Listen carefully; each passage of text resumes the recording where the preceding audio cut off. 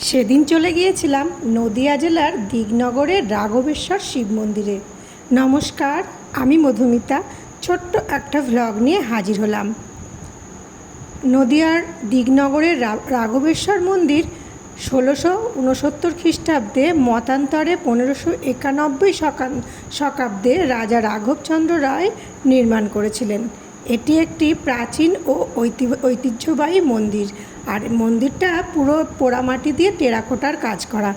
অসাধারণ দেখতে কিন্তু মন্দিরটা। আর এই মন্দিরটা তৈরির আগেই কিন্তু গ্রামবাসীদের জলকষ্ট নিবারণের জন্য একটা দিঘি খনন করা হয়েছিল। দিঘিটা কিন্তু আপনাদের আমি দেখিয়ে দিয়েছি। আর এই দিগনগরের এই বিখ্যাত দিঘি বা মন্দির, এটা কৃষ্ণনগর থেকে 14 কিলোমিটার দূরে। তবে আমরা গিয়েছিলাম শান্তিপুর থেকে টোটোয় চড়ে। আমরা যখন গিয়েছিলাম তখন কিন্তু মন্দিরটা বন্ধ ছিল। আমরা তো ভাবলাম যে আর দেখতেই পাবো না, যে আমাদের রাঘবেশ্বর বাবাকে আর দেখতে পাবো না। কিন্তু যাই হোক, আমরা যাওয়ার একটু পরেই একজন বয়স্ক গ্রামবাসী সেই দিঘি থেকে স্নান সেরে চলে গিয়েছিলেন মন্দিরে। মন্দিরের দরজা খুলে রাঘবেশ্বরকে প্রণাম করে সে বেরিয়ে আসলেন। আর যেহেতু সে দরজাটা খুলেছিলেন, সেই জন্য আমরা কিন্তু দেবদর্শন করতে পেরেছিলাম।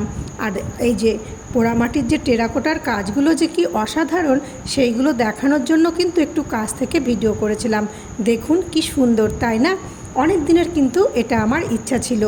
আর এই যে ভেতরে কালো কোষ্ঠী পাথরের শিবলিঙ্গটি, এটি কিন্তু নিত্য পূজিত হয়। আর এখানে যেদিনকে অনুষ্ঠান হয়, আমি জানি না কোন তারিখে, তবে তখন প্রচণ্ড লোক সমাগম হয়। আর তারপরে কিন্তু আমরা চলে গিয়েছিলাম শান্তিপুরের গোবিন্দপুরের কালী মন্দিরে। সেদিন ছিল বৈশাখ মাসের শেষ মঙ্গলবার, আর ওই দিন ছিল মন্দিরে মায়ের মূর্তিটি পরিবর্তন করার দিন। সেই উপলক্ষে সেখানে একটি মেলা আর এক নাম সংকীর্তনেরও আয়োজন হয়েছিল, যদিও আমরা সব দেখতে পাইনি। আর এখানে কিন্তু প্রতিদিনই শুনলাম বিবাহ হয়। তা ওই যে বর কনে বসে আছে, তা বিবাহের ভিডিওটা কিন্তু শেষ পর্যন্ত না দেখলে দেখতে পাবেন না, শেষেই আছে কিন্তু চমক। তারপরে আমরা চলে গিয়েছিলাম শান্তিপুর স্টেশনের কাছাকাছি একটা আশ্রম বাড়িতে। সেখানে এই যে দেবদেবীর মূর্তিগুলো যে কি অসাধারণ সুন্দর, সেটা আমি বলে বোঝাতে পারবো না। তবে আপনাদের দেখানোর জন্য কিন্তু একটু ভিডিওও করেছিলাম। আর এই নৃসিংহ বাবার মূর্তিটা কি সুন্দর, তাই না? যাই হোক, দেব দর্শন হলো, দেবী দর্শন হলো, আর সেই দিনটা সত্যি খুব আনন্দে কেটেছিল।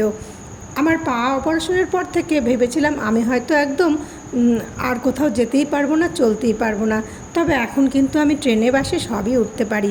সমস্ত কিছু দেখার পর এক রাশ ভালো লাগা নিয়ে চলে এসেছিলাম শান্তিপুর স্টেশনে। তখন সাথে ছিল আমাদের নাতিবাবু তন্ময়। সে তার ইয়েতেই কিন্তু সমস্ত মন্দিরগুলো দেখা হলো। শেষেরটুকু দেখতে কিন্তু ভুলবেন না। ভিডিওটা কেমন হলো জানাবেন কিন্তু।